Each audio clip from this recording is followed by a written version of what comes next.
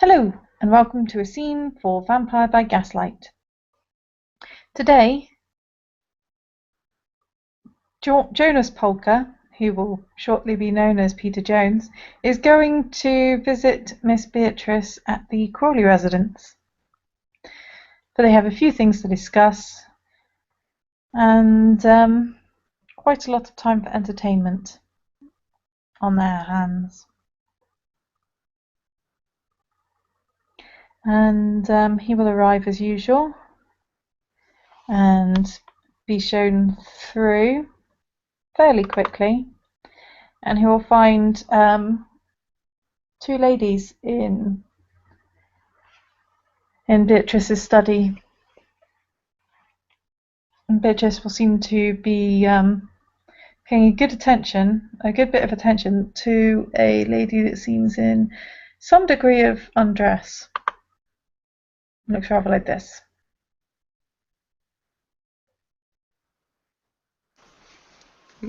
Interesting enough.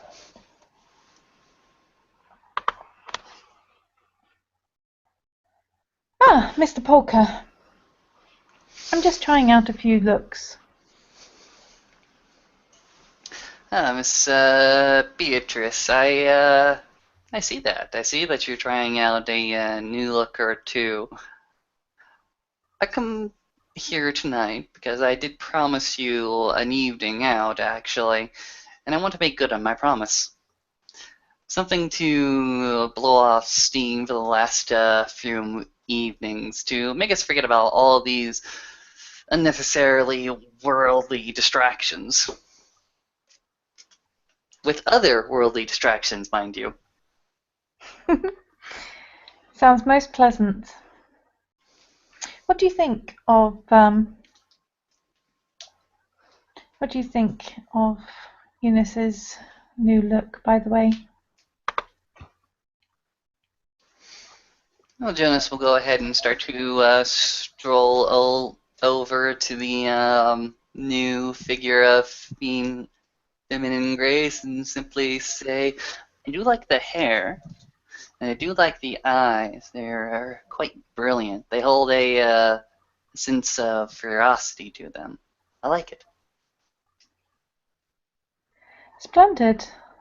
Eunice always obliges by modelling my looks before I try them out, at least ones that I am intending to keep for a while.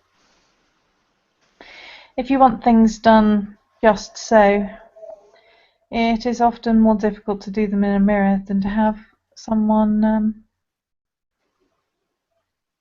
rearrange things for you. At some point or another, you're going to show me the kind of work that goes into this transformation. Why not tonight? Oh? And she will gesture to Eunice for her to leave.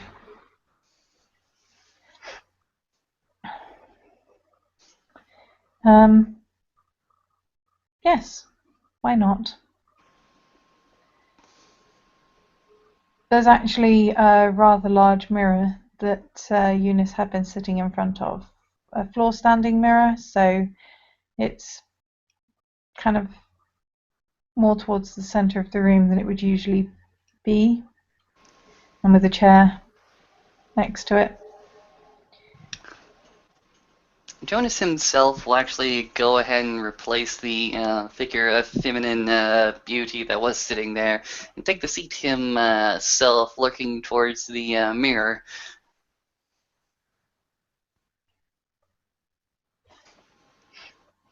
Any particular preferences?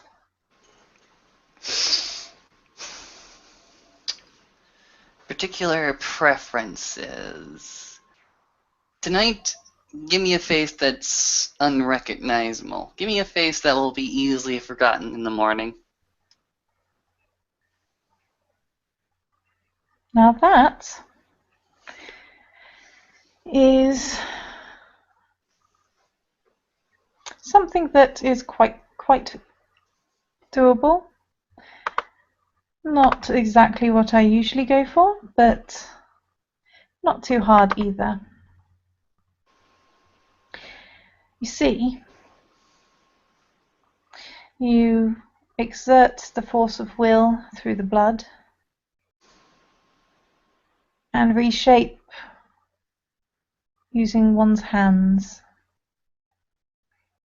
like so, and standing behind Jonas, looking to the mirror so that he has a clear view.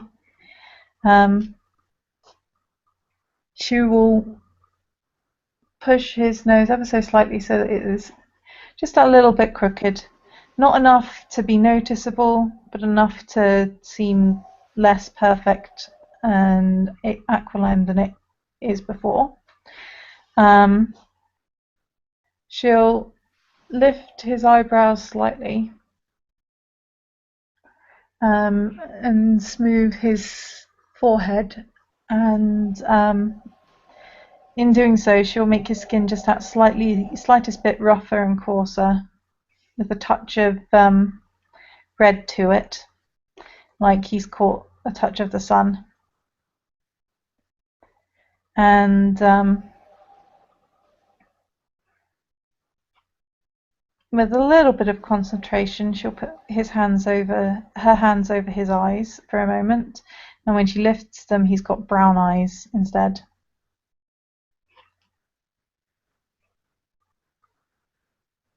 With a few deft kind of flicks, his hair becomes just that little bit, just has that little bit of curl to it that doesn't seem, the kind that doesn't seem to quite want to be tamed. It's not all over the place, but it's the kind that just kind of sticks up slightly in a few odd places.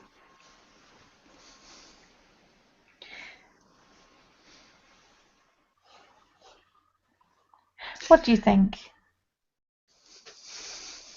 Jonas goes ahead and admires himself in the mirror quite a bit. Goes ahead and turns his head slightly and notices that he has that slight cowlick in the back of his head and sort of twings it a little bit. Huh. I didn't know I had that in the back of my head. Usually I keep it much shorter. Usually never gets this long. Huh. Well, like I said, a few little alterations are not that difficult.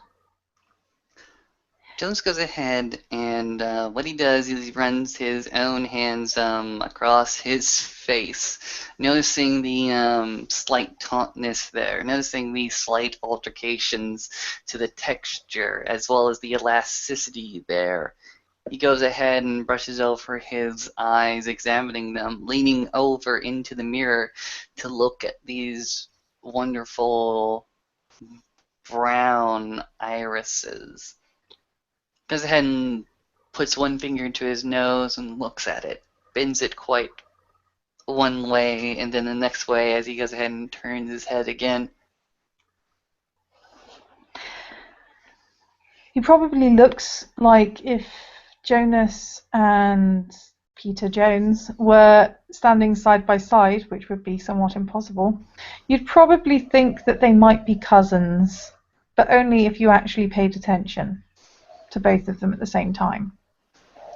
She hasn't done as many alterations as she probably could have, but he didn't have anything specific in mind.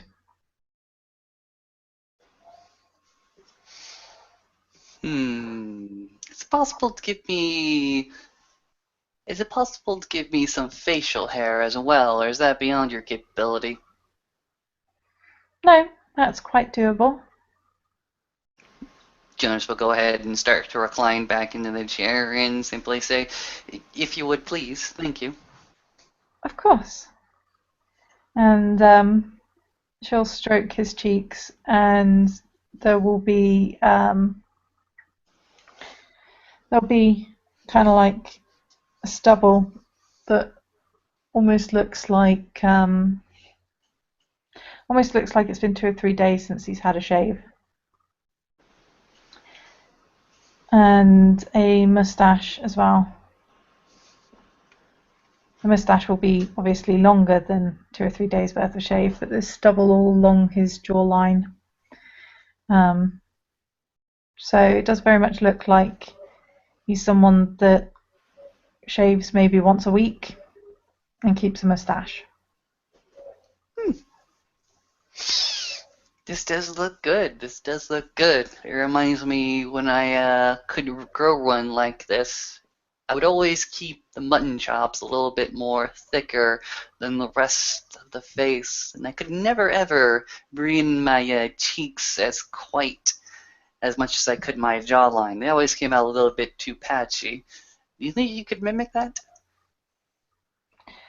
Uh, yes, I guess so. I haven't really tried to make the hair patchy before, but it's not likely to be difficult. And with another few dabs of the finger here and there, it gets a little bit more uneven, the growth, a little bit more, a little bit less perfect.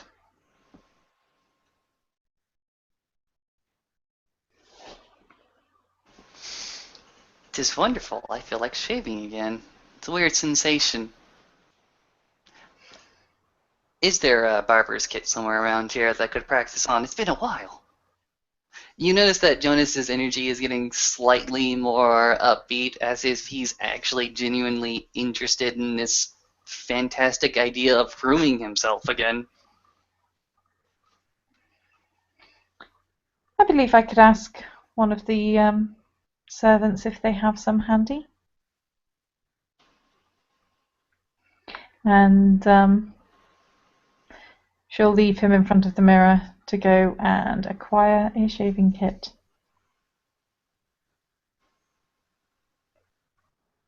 With all the various accoutrements and a pitcher of water with a wash basin. Jonas will ever so briefly go ahead and undo the few buttons on top of his shirt, give himself a little bit more room. He goes ahead and takes the brush there, it lathers the cream a little bit onto his face, and blot, blot, blot, blot, blot, blot, blot, blot. Goes ahead and takes the straight razor as well, wash it in the little basin, wipes it on the little cloth there. Norso painstakingly proceeds to scrape off his undead flesh, off the artificially grown stubble there. Starts to make it into a much more workable pattern. Looks a little bit babyface. Every so often he goes ahead and washes the straight razor again, goes ahead and takes the towel, wipes it off again. It takes him only about a few minutes. It's as if he never really forgot. It's as if this is a lifelong habit that he never really forgot, but never had the opportunity to indulge. And by the end of it, he's not clean shaven. He's gone ahead and accentuated the mustache, actually, with a little bit of mutton chops trailing off just down his ear. And when he's done, he goes ahead and looks at himself and actually goes ahead and kisses the polished mirror. There you go.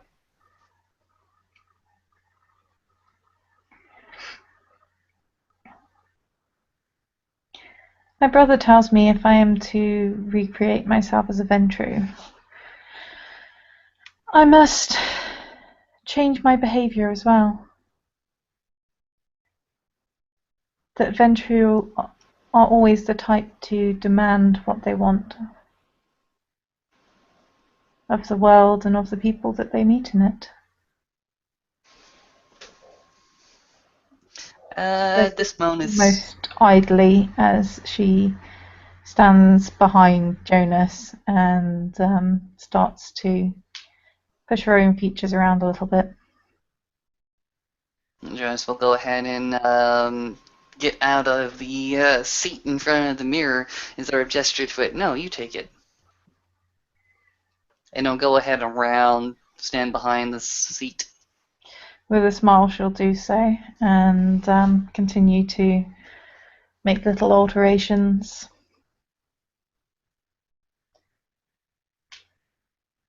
She's soon got much. She soon got blonde hair and green eyes, and her skin isn't quite so pale and smooth. There's a few blemishes here and there.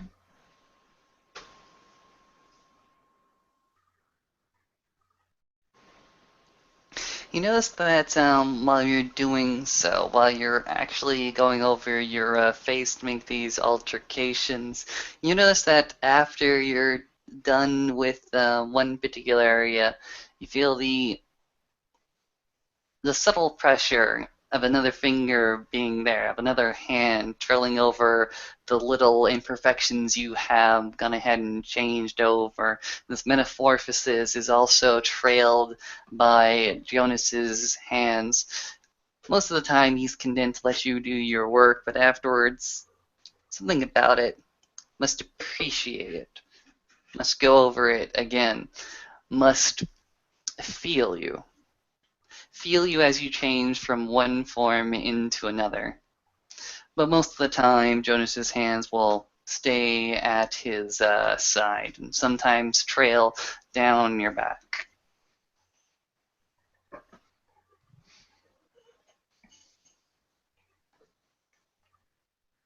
Do you think that he is right, that I must demand what I want? You, my lady, have many wants and many needs. You have to distinguish between them. What you need, you should demand. What you want, you should ask for in such a way as you cannot be refused. I've sometimes thought that what I want, I need not even ask for on occasion. For is it not right that where men may demand, may command, and urge the control over other men or women, sometimes it is quite enjoyable not to need to do such. Would you rather be in a position where all your needs are met, and all your needs are met so long as you obey a commanding male voice? Or would you rather be in the position where you control all the different factors to where not only do you have everything you should need, but you're able to get exactly what you want?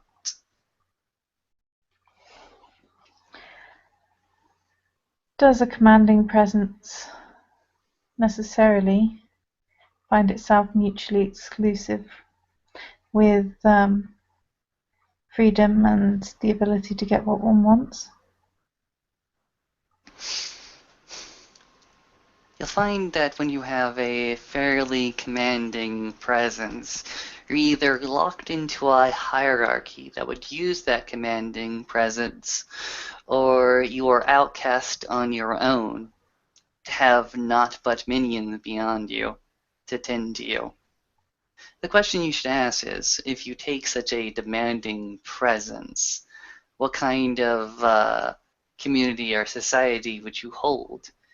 Would you hold a number of like-minded individuals and place yourself in such a hierarchy?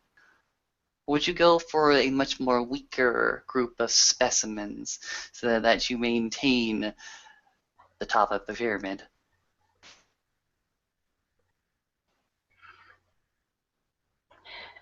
She's going to stand, having finished with her face, and turn to face the newly created Peter Jones.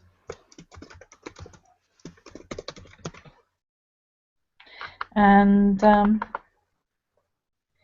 she's going to look at him straight in the eyes. Who says it should necessarily be a community? Nor that in commanding he should wish anything but my wants.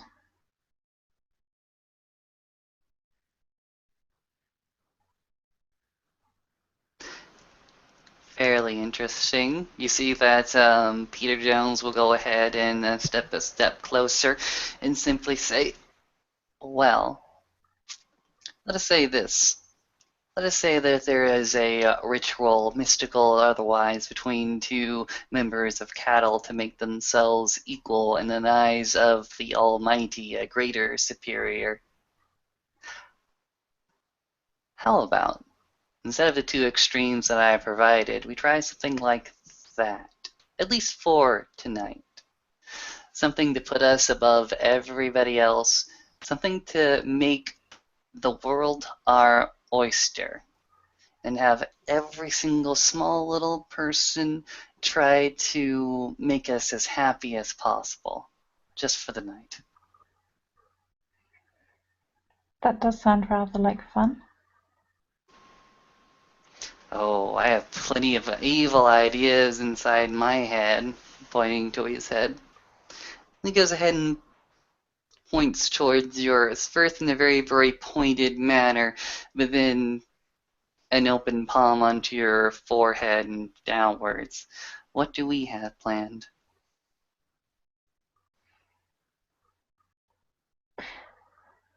Well, I often have many plans and many intrigues. Tonight, I find myself with very few and a great deal of time on my hands. Let me fill your time with intrigue, as we're both going to go ahead and take Edinburgh by storm. I know a few different little places where the kind will absolutely flock to us if we throw out the right money. And with these different faces, by the time anybody wakes up tomorrow morning, it'll all be a dream. All be a dream of two eccentric strangers who came into Edinburgh for their wonderful honeymoon.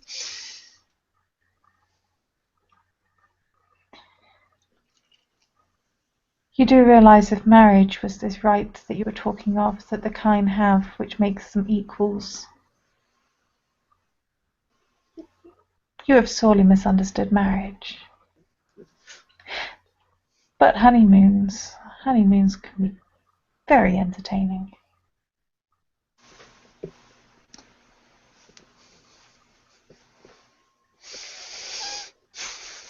You've And got to what do you bear in think? mind, at this point, it very much is that when they get married, I know. this woman kind of belongs to the guy. Oh yeah, I know. Mhm. Just checking. You can assume that Jonas has a slightly different viewpoint, perhaps stressing one of the more liberal connotations to marriage. He recognizes that the conservative idea is there, but he's specifically targeting the idea of the woman belonging to the man and the man belonging to the woman, at least in this Mhm. particular case. Yep.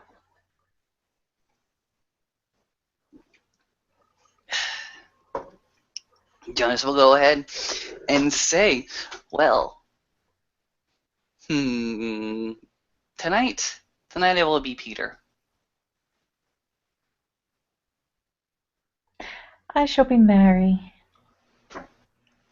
Yes, you will be Mary, but what will your name be? She'll smile.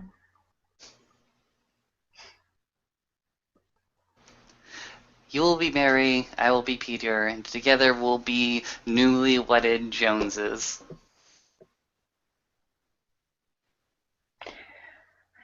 I shall have been Mary White until this morning. Well then, Miss Mary White Jones, will you allow this poor sod the pleasure of showing you everything that Edinburgh has to offer, extending a hand. I should be quite delighted. And she will take his hand. Hmm. He will go ahead and clasp it, and from one of his pockets, he'll go ahead and start to withdraw a few different velvet gloves. He'll put one in his hand, the other one in the other one, and go ahead and grab yours. You'll notice that the hardness of Jonas's hands, that crass workmanship that you can feel in it, those different abrasions and bruises that he must have had in his mortal life are covered with the velvet. You can still feel the bumps and bruises behind it, but it's covered in this soft silk. As he goes ahead and starts commanding the servants to make way, to make room, to allow them to walk through into the night. And retrieving her hat and cloak from one of the servants that will speedily give it to her, Mary will go with him. They're used to people changing faces. Mm-hmm. Now, I must ask you this. Do you have an idea of where the next scene will go? Or would you like me to go ahead and indulge myself quite a bit? Go for it. We fast forward the night just a little bit. We've actually fast forwarded only 1.5 hours to one of Edinburgh's little dives. This place is not the cleanest of sorts, but at least they offer a good pitcher of beer for a reasonable penny piece. And it's not too untowards that a couple can simply walk in, enjoy the rest of their night, and walk out. There are a few unsavory sorts here, those who have been unwashed or unkept for many a 2 hours. But Jonas himself, I should say Peter Jones, excuse me, has drawn to himself quite a rebel-rousing little crowd. He's gone ahead and given out some sort of charm, some sort of drawl to himself, and this charm being the form of currency, this charm being the form of money and free beer. There's quite a rebel-rousing, at least one booth away, and Jonas himself is starting to join in the song. Ja, ja, ja, ja. And towards the far corners of the establishment, there may be a few more loosely gowned ladies, few loosely gowned, trying to show off something to attract one of the more drunken types. One of the types who have too much money and too little common sense to think otherwise. People that are willing to take that exchange of a little bit of money for a little bit of skin, a little bit of companionship for the night. But Jonas is not currently looking at them, not currently engaging them at the moment. He's more engaged with the fellows, getting them as drunk as possible. Mary, for her part, is quite enjoying the show because she does enjoy a good song, especially when it comes with rather lewd and inappropriate gestures from some of the gentlemen involved. Not so much Jonas as some of his rather inebriated friends. Given her brother's tendency to protect her somewhat, she doesn't get to see this kind of behaviour nearly as often as one might think, and finds it highly amusing.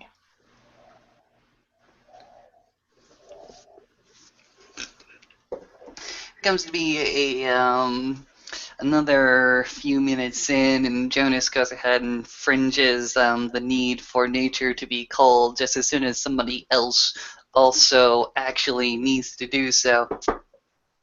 And in the restroom, there is a bit of manipulation.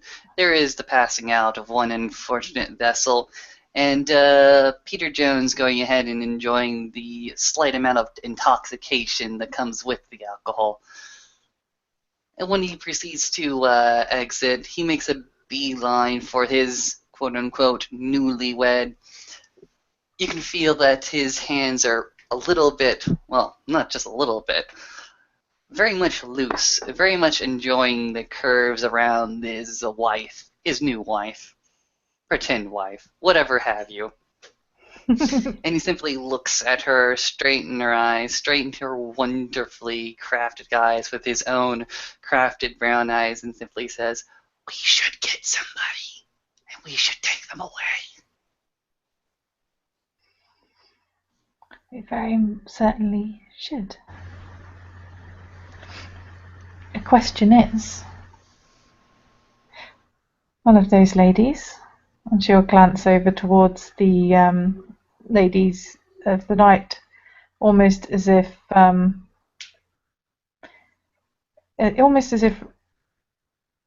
checking that they are not acting against her, if you see what I mean. Not attempting to take her new husband from her.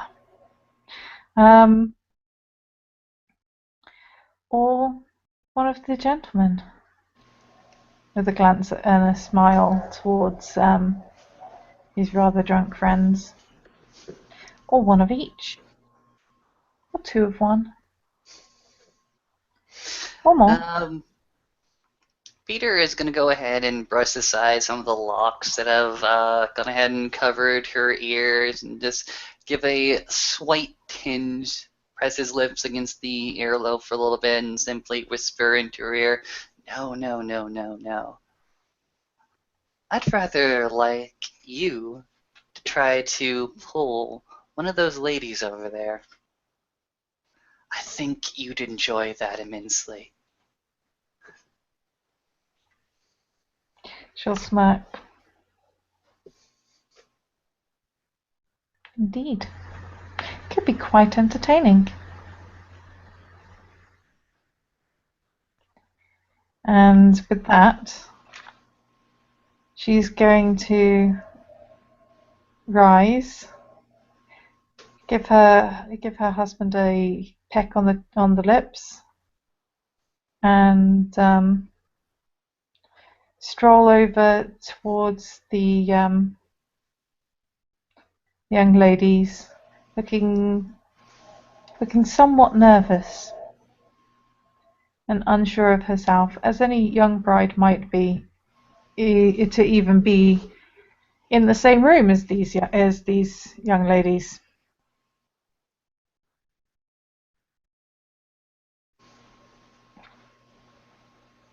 And once she makes her way over there, she's going to just see if she can single out one that looks more mercenary, a little bit harder than the others, a little bit more likely to try and take advantage of an insecure young bride in convincing her that she needs assistance. And she's going to ask this young lady, nobody has quite explained to me what I'm actually supposed to do later. Don't want to disappoint him, and I hope I don't offend you by thinking that you might know what I should be doing. I thought perhaps you could explain. And having judged her mark relatively well, the lady in question is going to point out that some things are a lot harder to explain than they are to demonstrate, for a fee, of course.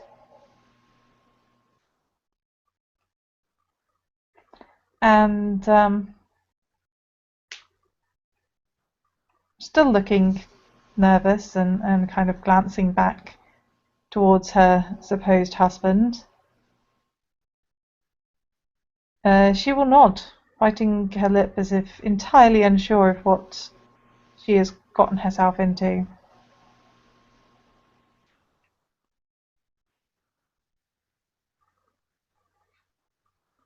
And when she returns with this young lady,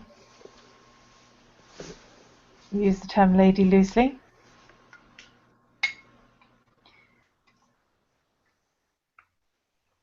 she is going to lean over to ask Jonas, well, to ask Peter, suggestively, with the smell of drink on her breath.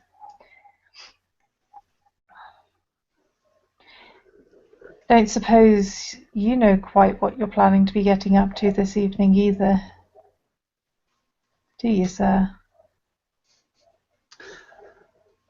Uh, Mary, I know exactly what I plan to get up to. Who's this? I You notice that there is quite an evil grin that starts to spread over his face. I thought perhaps she could help me figure out exactly what happens in the marriage bed.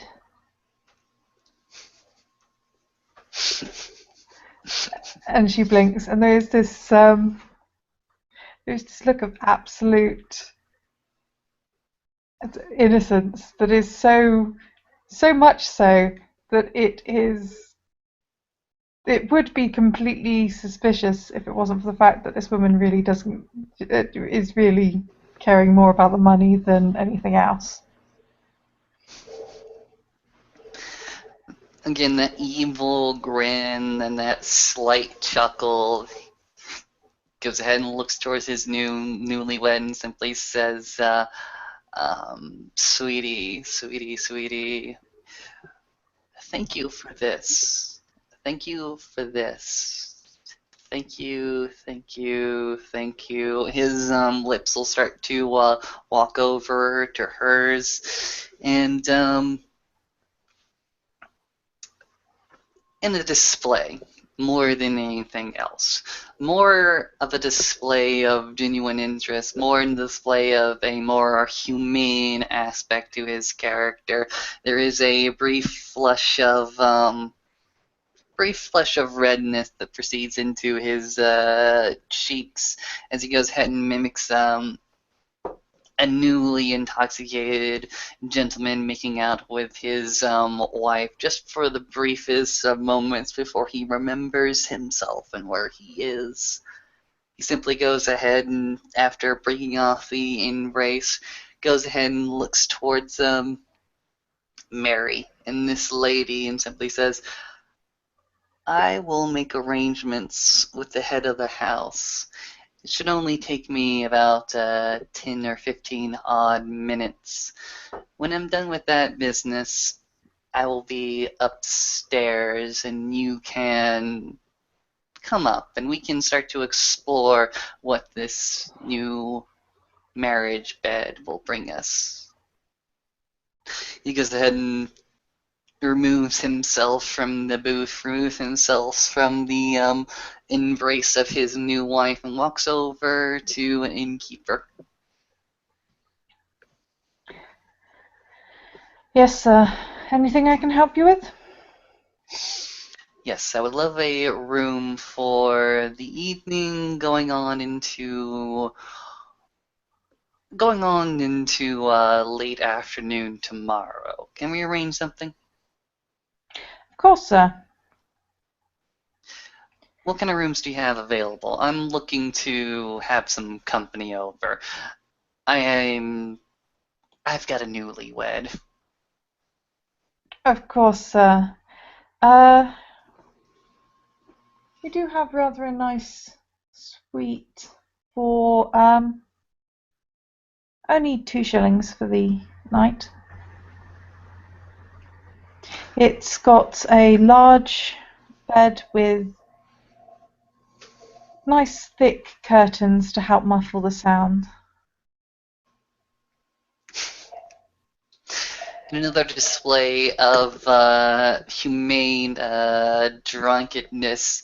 Um, Jonas will go ahead and try to bring more flush to his face, as if he is really, really inebriated, as if he's not thinking with all of his correct common sense into this. Oh yes, oh yes, oh yes, oh yes, I will definitely take that one. And he'll hold out his hand for the money. Jonas will go ahead and pass the shillings towards him across the bar because he really doesn't trust himself to actually place it in his hands. And he'll take the money and he'll pull a key from down on this rack of keys and he'll hand it over. A number? Yep, there's a number on the key fob. Mm-hmm. Jonas will go ahead and thank the gentleman, and he'll walk over back to the booth he left his wife and their guests for the evening, and go ahead and lean over. As I said, give me a few minutes' time. We're currently in room number 11D. Sound good? Sounds wonderful. He'll actually look to the lady of the evening, and what he'll do is he'll proceed to place his hand on her hip, very, very suggestively for a moment, and draw her closer, and look her straight in the eyes, and simply says, I do hope that my wife chose very, very well this evening. Of course, sir. After all, since neither of you, and clearly she doesn't believe that for a second about Peter, neither of you have been involved in such a thing before. You'll be wanting someone with experience to help you figure out the ins and outs and ins and outs. And ins and outs. Indeed. You, my lady, what is your name? Whatever you want it to be. You're the one with the money. For tonight, your name is Candy.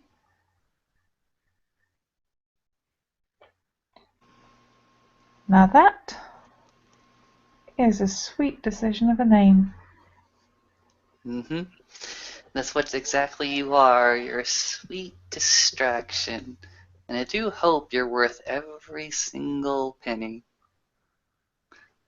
You notice that his head is slightly cocked and hovering just above her lips. Never really truly touching, just hovering.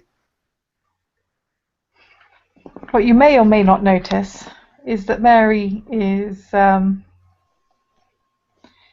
doing a fairly decent job of faking insecurity and a touch of jealousy at this interaction, but with more than enough insecurity that she clearly is not wanting to upset him in this matter. Mm. Well, Peter, goes ahead and disentangles himself before hovering any closer to Candy's sweet lips. That heavy scent of perfume that seems to go ahead and perforate throughout any exposed skin. The kind of perfume that ladies of the evening go ahead and cover themselves to cover any of the dank stank that they normally occur throughout their evenings of quote unquote work. Goes ahead and disentangles himself, slightly roughly pushes Candy back to her seat, and proceeds to walk down the corridor and up the stairs of this particular establishment to his own room.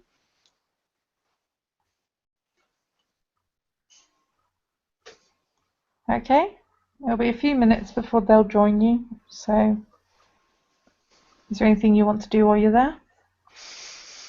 Actually, yes. While I have the room to myself, Jones is actually going to go ahead and take a lot of time looking at the curtain beds, so presumed to be there, and start looking at any cords, any wires, any ropes that's easily available and easily hidden to be sprung at a notice. Well, there is indeed some thick velvet, very slightly moth-eaten because this is not the best of places, but perfectly serviceable drapes around the bed. Obviously, it's a four-poster, so that's always good for anchoring points. Mm-hmm. It's all in thick, heavy red colouring, matches the floor and the seat to one side. Both the curtains at the window and the curtains on the bed have ties that can be used to hold them back.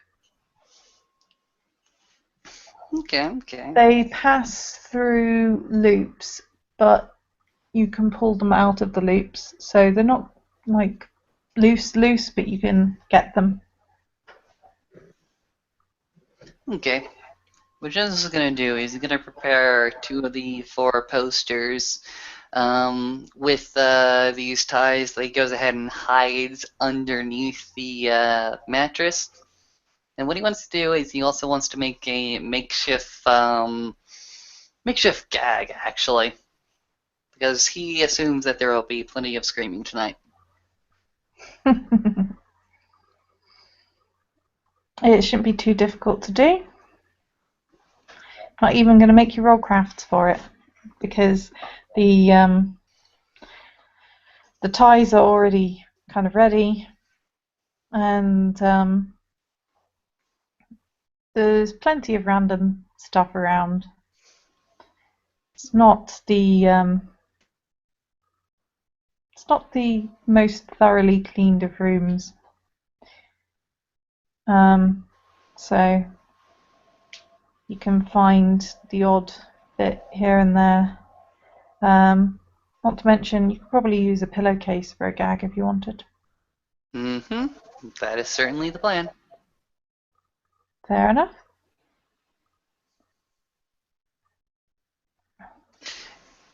After making his preparations, Jonas is just going to simply sit on the bed. Fair enough. And the two ladies will arrive,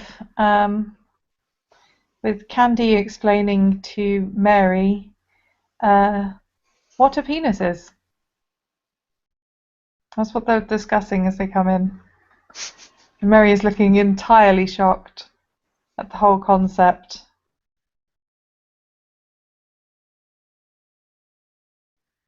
And Candy is discussing about how it is a pillar of manhood, which is hidden until it is needed and arises to enter the woman, and so on and so forth. Mm-hmm.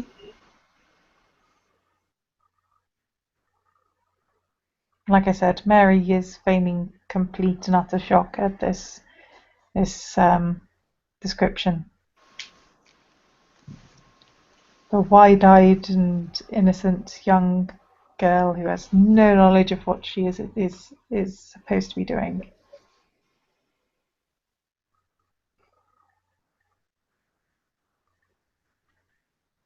At least until all three of them are in the room. And she's locked the door for privacy. Mm-hmm.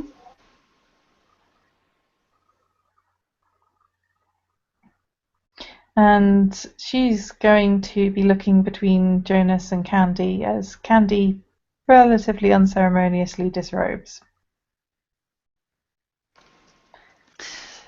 After she goes ahead and disrobes, I imagine there is some sort of undergarment under there. Jonas is going to go ahead and place his hands on her hips and just very, very ever so suddenly lift her and draw her onto the bed, actually, into the middle of the bed. And taking it very much in her stride, Candy is going to go about starting to try and undress Peter while leaning in for something of, well, she's leaning in for a kiss. Whether he goes along with it or not is a different matter. No. Peter actually makes it a note to himself to never, ever go ahead and embrace Candy like he embraces Mary.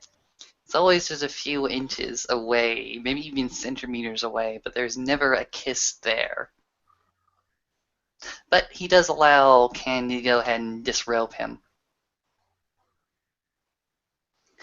He'll go ahead and start to place Candy in her negligee in the middle of the bed, actually, and start to straddle her just a little bit.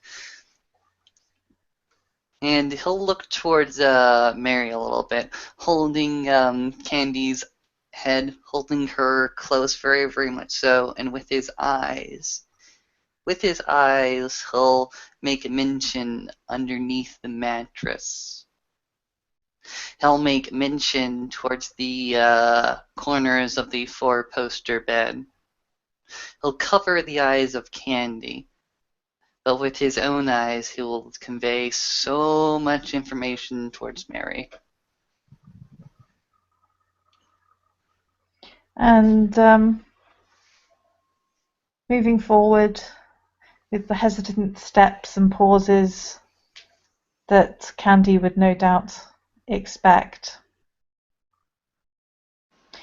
Mary is going to make her way towards one of the four posts where the tie is readily placed, and will gradually free it from the mattress while Candy is focusing all of her attention on the person that she believes is in charge here and believes is paying her bills, rather than the woman that he seems not to care a great deal about, given how much attention he appears, from her perspective, to be giving to her.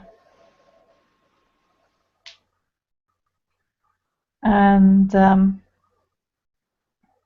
making sure that the one corner is ready and easily within Peter's reach, she will move to the other one, easing it from behind the mattress, as though, and she'll keep her movements as though she is trying to get a better view of quite what is going on, trying to understand quite what is happening,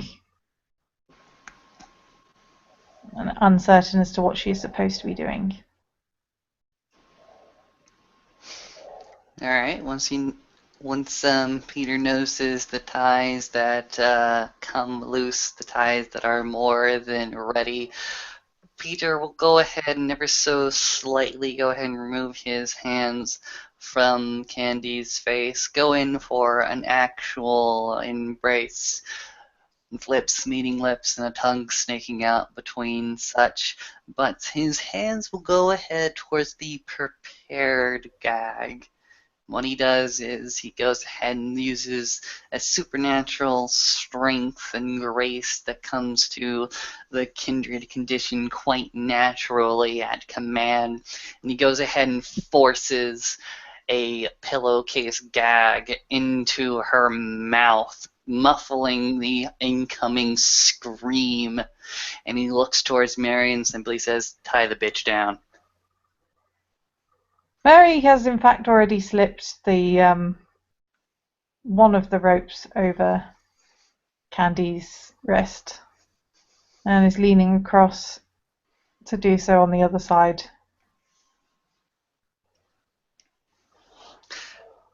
Kenny at this point is kicking and is bucking, is obviously thinking twice about this whole shenanigans, is actually thinking that this was not what she was paid for. This was not what was discussed at all.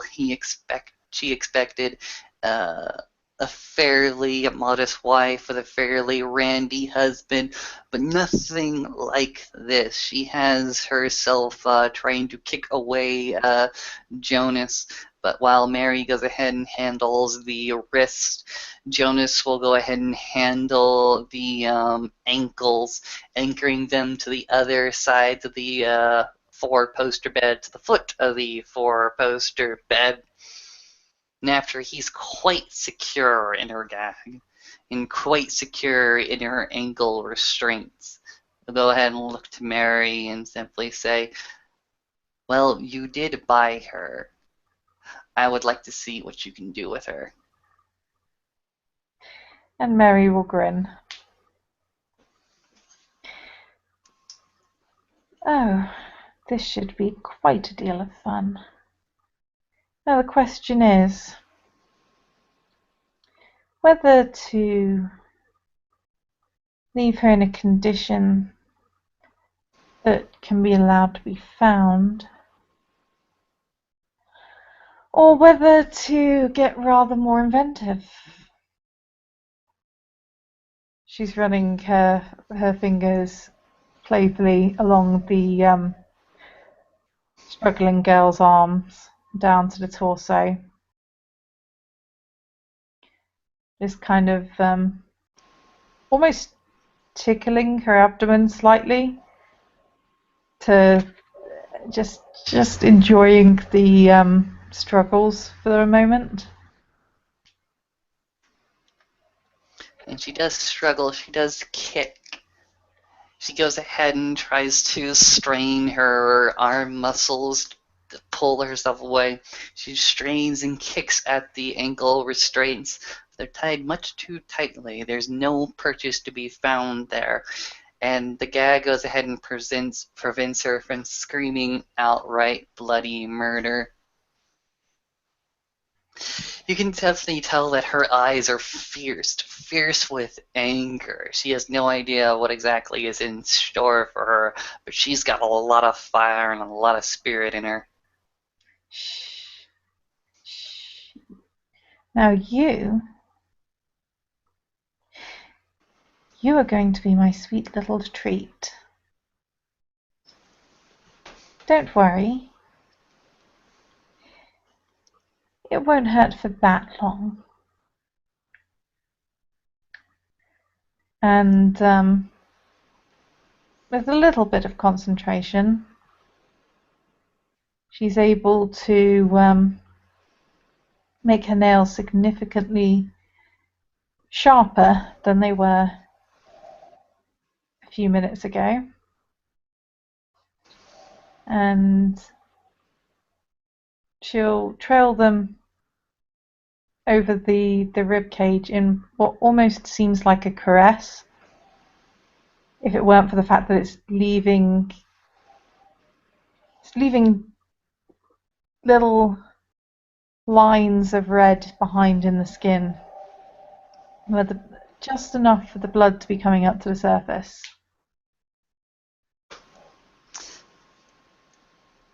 The lady that we're calling Candy for the evening, who once had a mother, who once had a father, who once had a plethora of different siblings, brother and sisters to herself at one point in her miserable existence, is reduced to nothing more than a plaything of meat, flesh, and screams and pain as you do so, as you go ahead and very, very softly rack your nails across her rib cage.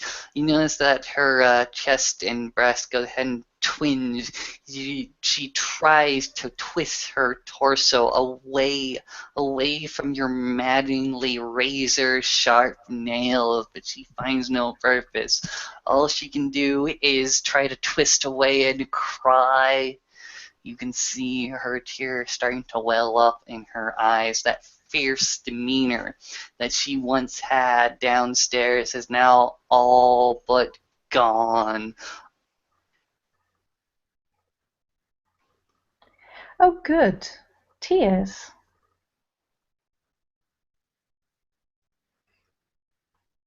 I always think that too much makeup is not good on a woman. She's going to quite casually rip a piece off the sheet and use it and her tears to just kind of scrub at her face. You notice when you get closer to her face, she gets a lot more defensive. The spirit is not out of her entirely. You notice that she is cursing you through the gag. Mm-hmm. There now. That looks much better. In reality, it doesn't really look a great deal better. There's no such thing as waterproof mascara at this point. The the coal powder that she'll use to make her eyes look more dramatic is now kind of smeared across half her face. Now, you can go ahead and correct me if I'm wrong, but I imagine the scene as such. I imagine Candy being bound as such to the bed, and I imagine Mary straddling her across the chest or torso. You can correct me if I'm wrong. Jonas, for his part, or I should say Peter, for his part, is simply taking a seat, taking a chair, drawing it close to the bed, and starting to watch fairly intensely at this whole display.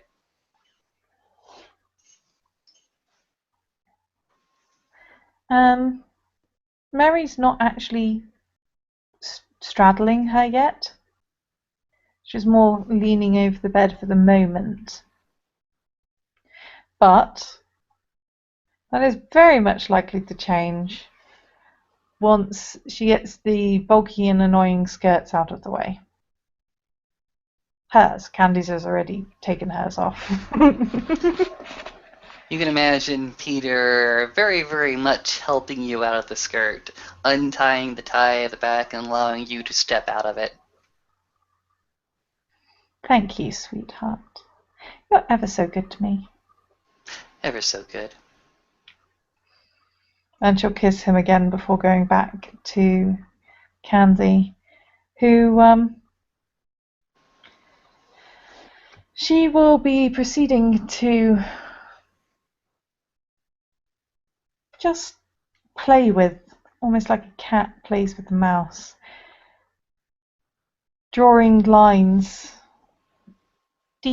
deeper than she began with, but chasing them with her tongue so that they rapidly disappear, only to be drawn again. You can see that her visage and her body is racked racked every time you draw your razor sharp nails across her form. When you go ahead and accidentally take too much, when you accidentally nick one of her more bony structures, when you go ahead and trail down into the abdomen, cross the little belly button, when you actually dig in deep and start to touch one of the more internal organs, possibly causing irreparable damage. And you very, very quickly go ahead and seal up the damage, seal up the monstrosity and the disaster and the chaos you're currently causing. You can see her racked. You can smell it off of her with your heightened senses. You could smell the fear, the anguish, the body over, the panic swelling up inside her. You can see it in her face. She is grimacing every time you nick something that is irreparably damaged. A part of her spirit just pops away. She's more desperate than ever at this point. You know what? I'm thinking this is not going to end up actually being put on the site, this scene. All right, fair dues. I'm just saying.